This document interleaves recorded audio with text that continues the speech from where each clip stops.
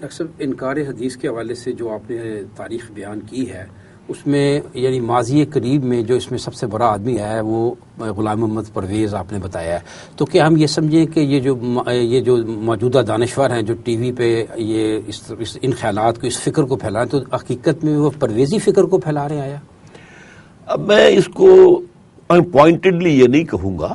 میں نے تو آپ کو بتایا نا کہ یہ فکر تو چلا آ رہا ہے، اور اس کا تو تھرو آؤٹ ہسٹری جو میں نے ٹریس کر کے آپ کو بتایا ہے، تو مختلف اوقات میں مختلف جو بھی محرکات ہوتے تھے اس کے تحت یہ فکر جو سامنے آتا تھا. تو اب یہ کہ انہوں نے کتنا اثر قبول کیا ہے، کس سے کیا ہے، یہ تو اب میں ایگزیکٹلی نہیں کہہ سکتا. لیکن اس میں نے جیسا کہ بتایا کہ باقی شخصیتیں جو ابھری تھیں وہ تو سب ختم ہو گئی. پرویز جو ہے وہ اصل میں باقی ہے، اور اب بھی اس کے کیسٹس وغیرہ جو ہیں لوگ سنتے ہیں، اور اس کی کتابیں ہیں جو ابھی پڑھی جاتی ہیں. ڈاکٹر صاحب، آپ نے ابھی اپنی گفتگو میں اسلام کے حوالے سے بات کی کہ یہ سوشو اکنامک سسٹم جو ہے وہ ہمیں دیتا ہے. اسلام کے بارے میں زیادہ تر تصور عام مسلمان کا وہ محدود ہے نماز، روزہ، حج تک. تو آپ کی گفتگو سے یہ ہمیں جیسے وہ ایک مذہب کا حصہ ہے، اور یہ جو سوشو اکنامک سسٹم ہے یہ ایک دین کا حصہ ہے. تو آپ یہ ہمیں بتائیں گے کہ مذہب اور دین میں حقیقت میں فرق کیا ہے؟ مذہب کا جو تصور، ایک تو پہلے بات یہ نوٹ کر دیجئے کہ یہ لفظ جو ہے نہ قرآن میں آیا ہے. کون سا مذہب؟ مذہب نہ کہیں حدیث میں میرے علم کی حد تک آیا ہے، اور ہماری تاریخ میں بھی استعمال ہوتا تھا تو فقہی مذہب، مذہب حنفی، مذہب مالکی، مذہب شافعی. اسلام کے لیے لفظ مذہب کبھی نہیں استعمال ہوتا تھا. یہ مذہب جو ہے در حقیقت ایلین اصطلاح ہے اسلام کے لیے، اور اس کے بارے میں جو تصور دنیا میں ہے وہ یہ ہے کہ مذہب صرف 3 چیزوں پر جو ہے وہ مشتمل ہوتا ہے. ایک کوئی عقیدہ، ایک خدا کو مانو، 100 کو مانو، کسی کو نہ مانو. ایک عبادت، کسی طریقے سے خدا کو پوجو، انسین خدا کی بندگی کرو، نماز پڑھو، یا پتھروں کو پوجو، کسی کو پوجو، سورج کو پوجو. اور کچھ جو ہے social customs and rituals and rights. بچہ پیدا ہوگا تو کیا کریں گے؟ بپتسمہ کریں گے یا عقیقہ کریں گے؟ کوئی مرے گا تو کیا کریں گے؟ اس کی لاش جلائیں گے یا اس کو دفنائیں گے؟ یہ 3 چیزیں، these go to make religion, مذہب. اور آج کی دنیا میں جو تصور ہے وہ یہ ہے کہ ان 3 چیزوں کا تعلق صرف انسان کی انفرادی زندگی سے ہے، اور اس میں ہر انسان آزاد ہے، کوئی کسی پر اعتراض نہیں کر سکتا. البتہ دین کہتے ہیں نظام کو، اور نظام اجتماعی جو ہے اس کے 3 گوشے پھر بن جاتے ہیں بڑے، سیاسی، معاشی، سماجی. تو جو دین ہے اس میں مذہب بھی شامل ہے. اسلام جو ہے اگرچہ اس کے لیے لفظ صرف دین کا استعمال ہوا قرآن مجید میں، ان الدین عند اللہ الاسلام ومن یبتغ غیر الاسلام دینا فلن یقبل منہ. دین اللہ کہا گیا. اذا جاء نصر اللہ والفتح ورأیت الناس يدخلون فی دین اللہ افواجا. یہ اللہ کا نظام، اس میں داخل ہو رہے ہیں. اسی طریقے سورہ یوسف میں دین الملک ما کان لیاخذ اخاہ فی دین الملک. تو بادشاہ کا جو نظام تھا وہاں، حضرت یوسف علیہ السلام جو ہے وہ اس کے ایک بہت اہم افسر تھے، بہت بڑے کارندے تھے، شاید وزیر اعظم ہو، شاید وزیر خوراک ہو، وٹس ایور، لیکن بادشاہ تو نہیں تھے. نظام تو بادشاہ کا تھا، تو انہیں پابندی کرنی پڑی. اور وہ اپنے بھائی کو روکنا چاہتے تو اللہ تعالیٰ نے انہیں وہ ہیلا سکھایا، کذالک کدنا لیوسف. اور یوسف کے لیے ہم نے اس طریقے سے ایک چال بنا دی، اور اللہ نے اپنے ذمہ لے لیا کہ یوسف نے نہیں کیا، ہم نے کیا. اور یہ ما کان لیاخذ اخاہ فی دین الملک. تو یہ دین جو ہے یہ ایک مکمل نظام ہے. اسلام ایک مکمل دین ہے، اس میں مذہب بھی ہے اور معاشی، سیاسی، سماجی نظام بھی ہے. اور اسی معاشی، سماجی اور سیاسی نظام کے تحت قوانین ہیں. قانون جو ہے کرمنل لا بھی ہے، سول لا بھی ہے، قانون شہادت بھی ہے، یہ سارے کے سارے قانون وراثت بھی ہے. یہ جو سود حرام ہے، جوا حرام ہے، شراب حرام ہے، یہ ساری چیزیں جو ہیں. اور معاشرے کے اندر یہ کہ یہ ایک مخلوط معاشرہ نہ ہو، ملا جلا نہ ہو، بلکہ یہ کہ ایک سیگریگیٹڈ سوسائٹی ہو. اور ظاہر بات ہے کہ پردے کی جو ہے حفاظت عورت کو مہیا کی جائے. یہ ساری چیزیں ایک نظام بنتا ہے اس سے. تو اسلام مجموعہ ہے ان تمام چیزوں کا. ہوا یہ ہے اصل میں کہ خلافت راشدہ تک، حضور کے 10 سال جو ہیں مدینے کے، اور پھر خلافت راشدہ کے 30 سال، اس وقت تک تو اسلام مکمل دین کی حیثیت سے قائم رہا. جیسے خلافت ختم ہوئی، خلافت راشدہ، اب ملوکیت آ گئی. سیاسی نظام اب وہ اسلام والا نہیں رہا، اس میں وہ شرائیت نہیں رہی، اس میں ایک قبیلے کی حکومت آ گئی، اس میں جو ہے موروثی حکومت آ گئی وغیرہ وغیرہ۔ اب بہرحال اس کے خلاف کچھ بغاوتیں تو ہوئیں لیکن سب کچھ چل دی گئی، لہذا لوگوں نے سمجھا اب ہمیں اسی چھت کے نیچے رہنا ہے، لہذا مذہبی لوگوں نے یا علمی کام شروع کر دیے، اور یہ کہ خانقاہی نظام کے لوگوں کی کم سے کم یہ کہ تزکیہ نفس کی کوشش تو کرو۔ اب اس کے بعد کیا ہوا، لیکن وہ اس میں کیا تھا کہ چاہے وہ ملوکیت تھی لیکن قانون اسلامی تھا، تو عدالتیں کی فیصلہ، قاضی ہوتے تھے اور مفتی ہوتے تھے، اور جمعہ ہوتا تھا صرف سرکاری، کوئی عام پرائیویٹ جمعہ نہیں ہو سکتا، تو خطیب، یہ 3 عہدے تھے جن عہدوں کے لیے یہ سارا جو نظام ہے دینی تعلیم جس کو کہتے ہیں ہم، دینی تعلیم کا نظام، یہ اصل میں سول سروس کی اکیڈمیز تھیں، یہ کہ حکومتوں کو ضرورت ہے قاضیوں کی، مفتیوں کی اور خطیبوں کی، تو وہ پروڈیوس کریں۔ اس کے بعد جب آ گیا کولونیل دور، اب انگریز آ گیا، اب کرمنل لا تو اس کا ہے، سول لا تو اس کا ہے، لہٰذا اب وہ قاضی اور وہ مفتی حضرات کی بھی اہمیت کم ہو گئی۔ البتہ انہوں نے یہ مذہبی آزادی دے دی، نماز پڑھو، ہم نہیں روکتے، تو نماز کے مسائل مفتی صاحب سے پوچھ لو جا کے، طہارت کے، پاکیزگی کے مسائل، روزہ ٹوٹ گیا یا نہیں ٹوٹ گیا ہے، اور انگریز نے کم سے کم یہ بھی رکھا کہ جو آئلی قوانین تھی ان میں ہمیں آزادی دیے رکھی، وہ تم اپنے مفتیوں کے حوالے رکھو، جو چاہو جس طرح چاہو کرو، فیملی لاز میں ہم دخل نہیں دیں گے۔ اسی طرح وراثت کے قانون میں اس نے یہ کیا کہ آپ چاہیں تو شریعت کے مطابق ہم فیصلہ دے دیں گے اور چاہیں تو رواج کے مطابق دے دیں گے، چاہیں تو ہمارے انگلش لا کے تحت لے لیجئے، اٹس آپشن فار یو۔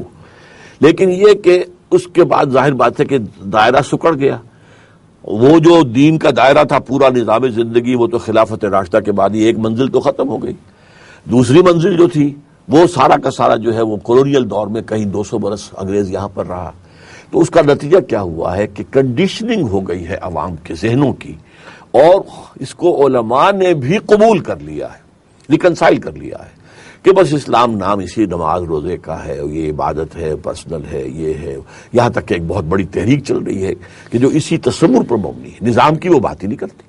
ہاں وہ تقویٰ کی بات اس معنی میں عبادات کے اندر جو ہے وہ زیادہ ذوق و شوق ہو جائے، اتباع سنت کا ذوق و شوق زیادہ ہو جائے، یہ یقیناً ہوتا ہے، وہ کرتے ہیں، لیکن نظام کی بات ہی نہیں ہے۔ اس اعتبار سے یہ ایک بڑا اہم کارنامہ تھا جس کا سب سے پہلے سہرا بنتا ہے علامہ اقبال کے ماتھے پر کہ انہوں نے دین اور مذہب کی یہ دوئی تھی اسے ختم کیا ہے۔ دین کا لفظ جدا ہو دی سیاست سے تو رہ جاتی ہے چنگیزی، یہ تو دین جو ہے یہ تو در حقیقت ہے ان سب کے اوپر ایک اوور آل ایک سٹرکچر ہے، یہ صرف مذہب نہیں ہے۔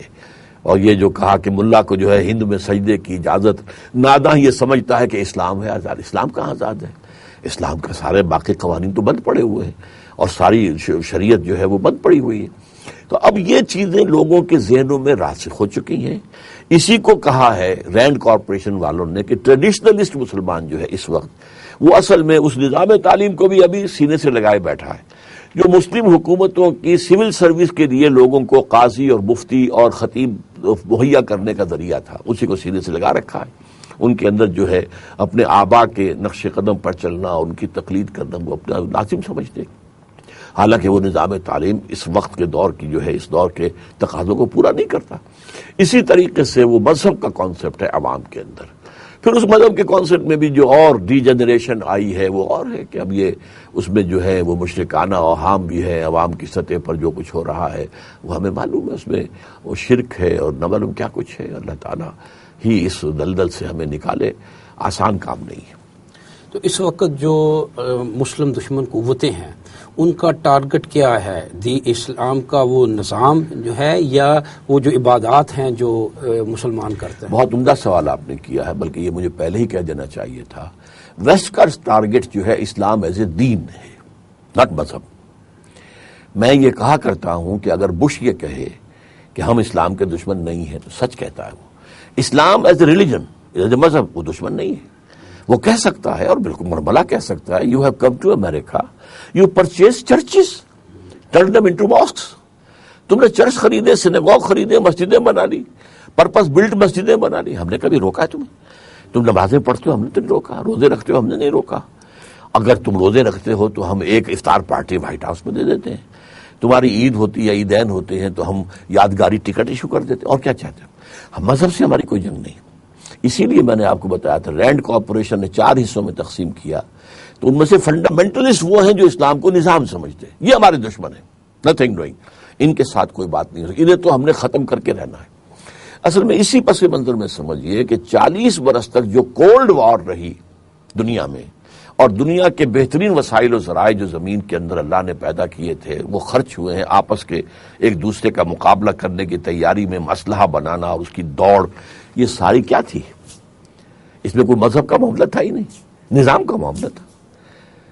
وہ یہ ایک طرف تھی western capitalism, interest based capitalism, market economy جس کو وہ کہتے ہیں، اور جس کو لیے اور مختلف الفاظ، consumer society, market economy, interest based banking نظام کی بنیاد کے اوپر پورا نظام معیشت جو ہے۔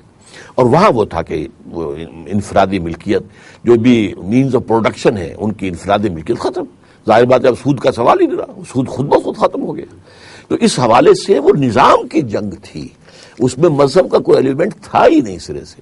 اب جو ہے انہیں خطرہ ہے اسلام کا۔ اصل میں ان کی جو ذرائع ہیں حالات کے معلوم کرنے کے، وہ ہمارے ذرائع سے بہت زیادہ ہیں۔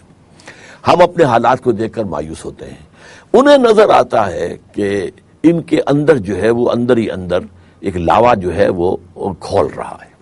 وہ جو علامہ اقبال نے کہا تھا ابلیس کی مجلس شورا میں، ابلیس کی زبان سے کہلوایا تھا کہ ہے اگر کوئی خطر مجھ کو تو اس امت سے ہے، اس کی خاکستر میں ہے اب تک شرار آرزو۔ جیسے کہ ایک انگارہ ہوتا ہے، اس کے اوپر جو ہے راکھ آ گئی، اب نظر ہی نہیں آ رہا کہ اس کے اندر آگ بھی ہے، آپ نے غلطی سے ہاتھ اٹھ میں لے لیا تو پتہ چلے گا اس کے اندر تو آگ ہے۔ تو امت مسلمہ کے اندر جو ہے، اس کی روح کے اندر وہ ایک ہے، ایک باغیانہ عنصر ہے، اور یہ عنصر پیدا ہو گیا تھا آزادی کے فوراً بعد۔ جیسے ہی کولونیل جو بساط تھی وہ لپٹنی شروع ہوئی اور مسلمان ممالک آزاد ہوئے، فرام انڈونیشیا ٹو موراکو، تو انہیں یہ احساس ہوا بھئی ہمارا بھی ایک نظام تھا، ان کا نظام ہے، ہمارا بھی نظام تھا، ان کا کرمنل لا ہے، ہمارا بھی کرمنل لا تھا، ان کا سول لا ہے، ہمارا بھی سول لا تھا، تو ہم اس کو قائم کریں۔ تو یہ جذبہ فوری طور پر جیسے ہی کولونیل بستر لپٹا ہے پورے عالم اسلام میں پیدا ہوا۔ چنانچہ مظلومی party of Indonesia, Jamaat Islami of Indo Pakistan subcontinent, فدائیین آف ایران، الاخوان المسلمون آف عرب ورلڈ، یہ تحریکیں اٹھی۔ لیکن افسوس یہ ہے کہ وہ میتھڈولوجی کے معاملے میں مار کھا گئی۔ ایک تو انہوں نے ایمان پر ان کا اتنا ایمفیسائز نہیں کیا جتنا کرنا چاہیے تھا، اور دوسرے یہ کہ میتھڈولوجی جو ہے، جو اس زمانے میں کنٹمپریری جو چالو چیزیں ہیں ان کو لے کر انہوں نے چاہا کہ ہم اسلام قائم کر دیں، وہ ناممکن ہے، اس لیے وہ بھٹک گئیں اور وہ کہیں بھی کامیاب نہیں ہو سکی۔ لیکن اندر جو ہے اس کی خاکستر میں ہے اب تک شرار آرزو، وہ شرار آرزو موجود ہے اور وہ خطرہ ہے۔ افغانستان میں بھی انہیں اندیشہ یہی ہو گیا تھا کہ اگرچہ ابھی کوئی وہاں نظام نہیں ہے، کچھ نہیں ہے، صرف یہ کہ چند سزائیں انہوں نے نافذ کی ہیں شرعی، اور اس کا نتیجہ یہ نکلا ہے کہ پورے افغانستان 95% علاقہ جو ان کے کنٹرول میں ہے جرائم سے پاک ہو گیا۔ ایک حکم امیر المومنین کا آیا ملا عمر کا، اور پوسٹ کی کاشت جو ہے وہ ختم، زیرو، اور بلینز اور بلینز آف ڈالرز وہ دیتے ہیں کہ خدا کے لیے بند کرو، پیسے لے لو ہم سے، وہ تو بند نہیں ہوتا۔ وہ وہاں کے وار لارڈ سب سے زیادہ اسی سے کمائی کرتے ہیں، اس میں ان کے وزراء بھی شامل ہیں، ان کے گورنر بھی شامل ہیں، سب کے سب شامل ہیں۔ تو یہ جو ایک نظام تھوڑا سا اس نے تھوڑا سا اپنا، ابھی ایک جس کو کہتے ہیں نا کہ وہ چھوٹی چھوٹی 2 پتیاں ظاہر ہوئی تھی، وہ ڈر گئے، خطرناک ہے کہ یہ معاملہ اگر آگے آ گیا، جیسے ڈاکٹر جاوید اقبال، وہ بھی ہمارے ہاں کے اس دور کے متجددین میں سے ہیں، سیکولر تھنکر ہیں، دانشور ہیں، لیکن انہوں نے کہا تھا، انہوں نے یہ کہا کہ جو حالات میں کابل میں دیکھ کر آیا ہوں، اگر چند اور مسلمان ممالک میں وہ ہو جائیں تو پوری دنیا اسلام لے آئے گی۔ یہ الفاظ تھے ان کے، اتنے متاثر ہوئے تھے۔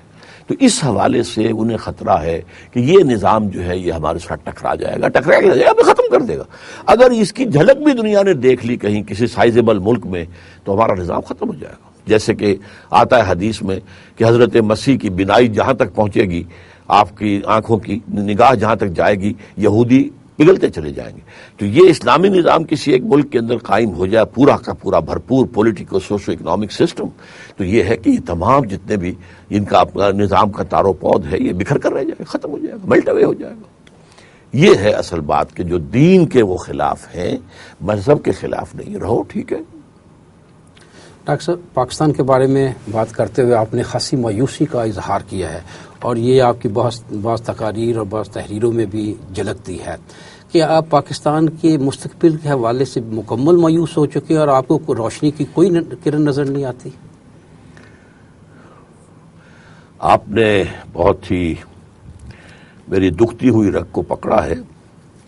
یہ بات تو میں بہت طویل عرصے سے کہہ رہا ہوں کہ جہاں تک فیکٹس آن دی گراؤنڈز کا تعلق ہے مجھے اب کوئی امید نہیں رہی، حالات جو ہیں بالفعل۔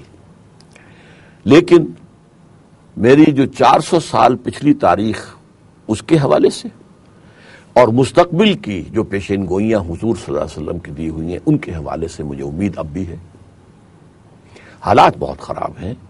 اسلام کی، پاکستان کی مثبت بنیاد وہ یہ تھی کہ یہاں اسلام آئے، اسلام کا نظام آئے، اور جیسے کہ علامہ اقبال نے کہا اور قائد اعظم نے کہا کہ ہم چاہتے ہیں اسے اسلام کی تجربہ گاہ بنا دیں دور حاضر میں، اور اسلام کے اصول حریت و اخوت و مساوات کا ایک نمونہ دنیا کے سامنے رکھیں۔ اس میں تو ہم نے 1% بھی پیش رفت نہیں کی، تو مثبت اساس منہدم ہو چکی۔ اب 60 سال قبری حساب سے تو 61 سال ہو چکے، اور یہ کہ ویسے بھی 59 سال تو ہو ہی گئے۔ اور ایک منفی بنیاد تھی ہندو سے جو خوف اور خطرہ، انتقامی جذبہ اس کا، تو اس کے پروٹیکشن کے لیے ہمیں چاہیے تھا ایک علیحدہ ملک۔ وہ اب امریکہ کے دباؤ میں آ کے جو نارملائزیشن ہو رہی ہے، اور اس میں جو آمد و رفت شروع ہو رہی ہے، اور وہ شاعر آ رہے ہیں، ادیب آ رہے ہیں، اور صحافی آ رہے ہیں، اور ثقافتی طائفے آ رہے ہیں، یہ سب لوگ آ رہے ہیں، ممبرز آف پارلیمنٹ آ رہے ہیں، جا رہے ہیں، تو اس سے یہ ہے کہ وہ جو دشمنی اور وہ جو دوری تھی وہ بھی اب ختم ہو رہی ہے۔ اور اس میں کوئی شک نہیں، میں خود بھی چونکہ وہاں کوئی 1 مہینہ سوا مہینہ رہ کر آیا تھا، کوئی 1.5 سال پہلے، تو میں یہ سمجھتا ہوں کہ اب وہ جو ایک تاریخی عداوت دشمنی تھی، انتقام کا جذبہ تھا، اب وہ چونکہ ان 60 سالوں میں بہت سا پانی جو ہے وقت کے دریا میں، وقت کے پل کے نیچے سے بہت سا پانی بہہ گیا ہے، وہ نسلیں گئی، اب تو تیسری جنریشن ہے، تو انہیں اب وہ چیزیں زیادہ یاد بھی نہیں ہیں۔ اور ہندوؤں نے اب یوں سمجھیے کہ ان کی مڈل کلاس تقریباً تمام، اور خاص طور پر upper middle class and upper elite, وہ سیکولرزم کو ایک مذہب کے طور پر اختیار کر چکے ہیں۔ کوئی حیثیت نہیں مذہب کی، چھوڑو اس کو، کوئی مسلمان ہے جائے مسجد میں، کوئی ہندو جائے وہاں مندر میں، اصل مسئلہ جو ہے وہ تو یہ ہے، یہ معیشت کا ہے، اس کا ہے، اس کا ہے، پیسے کا ہے، اور جو بھی کچھ بھی نظام ہے اس کا ہے۔ تو اس پہلو سے وہ منفی اساس بھی اب ختم ہو رہی ہے۔ تو ظاہر بات ہے کہ میں اس کو کہتا ہوں کہ پاکستان اپنا جواز کھو چکا ہے۔ یہ تو ہے فیکٹس آن دی گراؤنڈ کی حیثیت سے، لیکن چونکہ میں 400 سال کی ہسٹری سامنے رکھتا ہوں کہ ختم نبوت کے بعد سب سے بڑا عہدہ جو تھا دینی اعتبار سے مجددین، جو اللہ نے، حضور نے فرمایا کہ اللہ کا وعدہ ہے کہ اس امت کے اندر ہر 100 سال میں، ہر صدی کے سرے پر ایک مجدد کھڑا کرے گا جو دین کو تازہ کر دے گا۔ تو آپ نے بھی وہ لفظ غلط استعمال کیا تھا، تجدیدی، تجدید کہتے ہیں اور اس سے مجدد بنا ہے، اور تجدد کہتے ہیں نئی بات کو لانا، اس سے متجدد بنے گا۔ تو تجدید تو بہت عمدہ کام ہے، دین کو تازہ کرنا، نیا کر دینا، تو اس کے اوپر جو گرد و غبار آ گیا اس کو ہٹانا۔ تو 1000 برس تک وہ جو اکبر کو پٹی پڑھائی گئی تھی، سارے مجددین عالم عرب میں آئے، اور 11ویں صدی سے مجددین کا سلسلہ انڈین سب کانٹیننٹ کو شفٹ ہو گیا۔ وہی کوئی اللہ تعالیٰ کی حکمت ہے، کوئی اللہ تعالیٰ کی جو ہے وہ دور اندیشی والی بات جو ہے، کوئی اس کی لانگ پلاننگ ہے، اس نے تو کہا یدبر الامر من السماء الی الارض، اس کی تدبیر ہوتی ہے، فی یوم کان مقدارہ 1000 سنۃ مما تعدون، اور اس کی یہ تدبیر 1000 سال کی ہوتی ہے۔ تو اب یہ جو ہے یہ 400 برس میں سارے مجددین ہندوستان میں آئے۔ پھر یہ کہ جب خلافت کے خلاف جو سازشیں ہو رہی تھیں تو تحریک احتجاجی صرف ہندوستان میں چلی، حالانکہ خلافت کوئی ہندوستانی مسلمانوں کا ایکسکلوسیو ایشو تو نہیں تھا، اس زور شور کے ساتھ چلی کہ گاندھی شامل ہوا اس میں، کہاں گاندھی کہاں خلافت۔ پھر جب تحریکیں چلی ہیں آزادی کی تو پوری مسلم دنیا کے اندر لوکل نیشنلزم کی بنیاد پر تحریکیں چلی، ملے نیشنلزم، سمجھے، عرب نیشنلزم۔ اگر جو ہے جمال عبد الناصر نے برطانویوں کو، انگریزوں کو اٹھا کر اور میڈیٹرینین میں پھینکا تھا تو کس بنیاد پر؟ عرب نیشنلزم، نحن ابناء الفراعنہ، ہم فرعونوں کی اولاد ہیں۔ اور صدام نے کہا تھا نحن ابناء النماردہ، ہم نمرودوں کی اولاد ہیں۔ تو یہ نیشنلزمس ہیں ان کے اوپر تحریک، سوائے ایک تحریک پاکستان کے کہ وہ اسلام کے نام پر چلی۔ تو یہ چیزیں ہیں۔ پھر یہ کہ معجزہ ہے کانگریس جیسی جماعت اور تحریک زبردست، اور ہندو جیسی یعنی ہم سے 3 گنا وہ جو تعداد کے اندر، پھر سرمایہ دار اور تعلیم یافتہ، اور انگریزی محکموں میں ہندوستان جو ہے سرکاری میں بہت آگے نکل گئے تھے، ہندو مسلمان بہت پیچھے رہ گئے تھے، اس کے کچھ بہت سے اسباب ہیں۔ تو اس کے باوجود، اور پھر جبکہ پاکستان کی تحریک کے خلاف چند بہت ہی مؤثر مسلم حلقے بھی تھے، بس طرح کے سرحد میں سرحدی گاندھی عبد الغفار خان جو ہے، اس کی تحریک جو تھی خدائی خدمت گار، وہ معمولی نہیں تھی، بڑی عوامی تحریک تھی۔ اس طرح پنجاب میں احرار کی تحریک کوئی معمولی تحریک نہیں تھی، بڑے بڑے خطیب تھے، آتش بیان، اور مختلف۔ پھر یہ کہ جمیعت علماء ہند پورے انڈیا کے اندر اس کے جو ہے وہ اس کا حلقہ اثر تھا، مولانا مدنی رحمۃ اللہ علیہ، ابوالکلام آزاد جیسا جینیس پھر پاکستان کیسے بن گیا؟ یہ معجزہ ہے کہ ہم نے کہا تھا کہ ہم اے اللہ تیرا دین قائم کریں گے، دنیا کے سامنے ایک مثال پیش کریں گے تیرے دین کی۔ اللہ نے کہا لو، حالانکہ 1 سال پہلے ہمارا Quaid Azam cabinet mission plan کو تسلیم کر چکا ہے۔ اس کا مطلب کیا تھا؟ کم سے کم 10 سال کے لیے no concept of independent Pakistan, 3 zone ہوں گے، مرکزی حکومت 1 ہوگی۔ ہاں 10 سال کے بعد کوئی زون علیحدہ ہونا چاہے تو اسے آزادی ہوگی۔ وہ تو پنڈت نہرو کا خدا بھلا کرے، اس نے کہہ دیا کون علیحدہ ہونے دیتا ہے بعد میں۔ تب قائد اعظم نے کیا کہ یہ ان کے پلانس ہیں اور یہ جو ہے سنسیریٹی کے ساتھ اس کو نہیں تسلیم کر رہے، تو پھر ہم واپس جاتے ہیں۔ اب ان کے اوپر کوئی الزام نہیں دے سکتا تھا کوئی انگریز جو ہے ماؤنٹ بیٹن، یہ نہیں کہہ سکتا تھا کہ یہ کیا کر رہے ہو محمد علی جناح، تو اس لیے کہ وہ تو اس سے سارا کا سارا معاملہ خراب کر دیا۔ یہی وجہ ہے کہ مولانا ابوالکلام آزاد نے اپنی کتاب انڈیا ونز فریڈم میں اپنی صرف ایک غلطی مانی ہے کہ میں نے اس وقت کانگریس کی صدارت سے استعفیٰ دے دیا، اور مجھ پر دور بھی تھا کہ میں رہوں، میں نے نہیں مانا۔ اس کی وجہ یہ ہے کہ قائد اعظم نے شو بوائے کہہ کے ان کو اتنا ڈیمورلائز کر دیا تھا کہ ان میں اب جرأت نہیں تھی۔ انہوں نے مانا کہ میں نے غلطی کی کہ پنڈت جواہر لال صدر بن گئے، انہوں نے سارا کا سارا سیبوٹاج کر دیا۔ اور یہ جو کیبنٹ مشن پلان تھا، it was the brain child of Maulana Azad, Abul Kalam Azad کی ذہن کی پیداوار تھی۔ تو بہرحال یہ جو حق ہیں، اور پھر آخری بات یہ، last but not the least, کہ پاکستان جو ہے لیلۃ القدر میں نازل ہوا تھا۔ یہ جو فیکٹس ہیں یہ مجھے بتاتے ہیں کہ کچھ ہوگا، ہونا ہے، کچھ مایوس نہ ہو، نومید نہ ہو ان سے رہبر فرزانہ، کم کوش تو ہے لیکن بے ذوق نہیں راہی۔ اور آگے کی جو پیشن گوئیاں ہیں ان میں حضرت مہدی کا ظہور جو ہوگا وہ عرب کے علاقے میں ہوگا، اس کے لیے فوجیں جو جائیں گی ان کی حکومت کو جمانے کے لیے، وہ ایک مشرقی ملک سے جائیں گی۔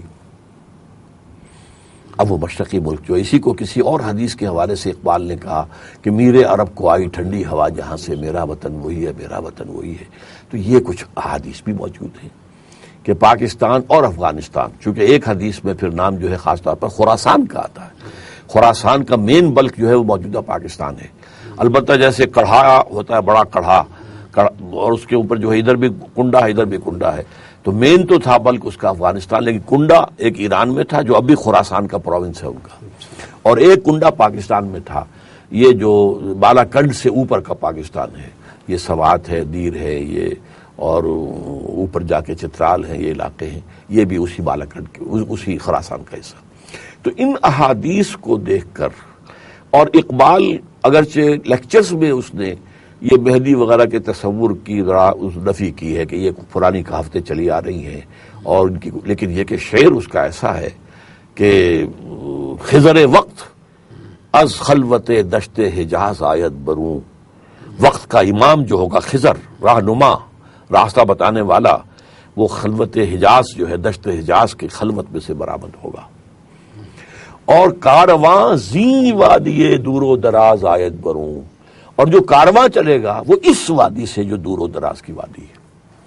اب یہ خضر وقت کے حوالے سے جو شیعہ اور سنی دونوں کانسیپٹ ہیں مہدی کے، اس کو کور کر لیا۔ ان کے نزدیک حضرت مہدی 1200 برس سے چھپے ہوئے ہیں، وہاں سے برآمد ہو گئے۔ ہمارے نزدیک بھی روایات میں یہ ہے کہ جب عرب میں خانہ جنگی شروع ہو جائے گی تو ایک شخص جو ہے مدینے سے بھاگ کر مکے میں چھپ جائے گا، اس لیے کہ لوگ اس کی طرف نظریں اٹھا کر دیکھ رہے ہوں گے کہ ہی شوڈ کم، اور اس ہی شوڈ لیڈ، جو ہے لوگوں کو رہنمائی دے، اور وہ اسے ذمہ داری سے بھاگے گا۔ پھر وہاں سے اس چھپے ہوئے کو تلاش کر کے نکال کر اس کے ہاتھ پر بیعت کی جائے گی، حالانکہ وہ نہیں چاہے گا کہ اس کے ہاتھ پر بیعت کی جائے۔ تو یہ دونوں خضر وقت از خلوت دشت حجاز آیت برو، کارواں جو جائے گا وہ اس وادی سے، یہ وادی کون سی ہے؟ وادی سندھ، اس لیے کہ ادھر سے بھی سارے دریا آ رہے ہیں اور سندھ میں جا رہے ہیں، پنجاب کے 5 دریا آئے اور سندھ میں گئے، ادھر سے افغانستان کے سارے دریا آ کر سندھ میں مل رہے ہیں۔ دریا کابل ذرا بڑا ہے، لیکن پھر یہ کہ گومل ہے، ٹوچی ہے، یہ سارے دریا جو ہے آ رہے ہیں۔ تو جیسے ایک درخت جو ہے اس کا تنا ہے اور اس کے ادھر ادھر جو پھیل رہے ہیں، تو یہ سندھ ہی کی وادی ہے اصل میں، کہ جو مشرقی افغانستان ہے، جو اصل جو پختون علاقہ ہے، وہ اصل میں اسی وادی سندھ کا حصہ ہے۔ یہاں سے کارواں نکلے گا۔ یہ اقبال جو ہے اسے میں سیر مانتا ہوں، میں مانتا ہوں کہ وہ مستقبل میں اس کی نگاہ چاہتی تھی۔ گاہ میری نگاہ تیز چیر گئی دل وجود، گاہ الجھ کے رہ گئی میرے توہمات میں۔ تو یہ چیزیں ہیں جو ماضی کا ایک ہے پس منظر 400 سال کا، اور مستقبل کے بارے میں جو پیشین گوئیاں ہیں، اس سے مجھے امید ہے کہ کوئی معجزہ ہی رونما ہو سکتا ہے کہ اس قوم کو پھر دلوں کو یاد آ جائے گا پیغام سجود، پھر جمی خاک حرم سے آشنا ہو جائے گی۔ یہ علامہ اقبال کے اشعار ہیں، اور یہ کہ آنکھ جو کچھ دیکھتی ہے لب پہ آ سکتا نہیں، محو حیرت ہوں کہ دنیا کیا سے کیا ہو جائے گی، شب گریزاں ہوگی آخر جلوہ خورشید سے، یہ چمن معمور ہوگا نغمہ توحید سے۔ تو یہ ایک رجائیت جو اس میں تھی، ایک پر امید، تو کچھ تھوڑا سا اس کا عقیدت مند کہہ لیجئے، خوشہ چین کہنے کے اعتبار سے وہ میرے اندر بھی اس پہلو سے تو ہے، لیکن حالات facts on the ground are very disappointing. یہ جو پاکستان دنیا کی 7ویں اور واحد اسلامی ایٹمی قوت ہے، اس کو بھی آپ اسی زمرے میں لیتے ہیں جس طرح اللہ تعالیٰ کے احسانات میں سے یقیناً یہ بھی بالکل ایک معجزہ ہے۔ نہ ہمارے سائنسدان اس کے لیے ابھی کوئی تیار تھے، نہ ہمارے کوئی ادارے ایسے مضبوط تھے، جیسے کہ انڈیا کے اندر تو ایک بڑی ماس اسکیل کے اوپر جو ہے وہ سائنٹسٹ اور انجینئرز پیدا کیے گئے، اس کو بھی اس میں شامل کرنا چاہیے۔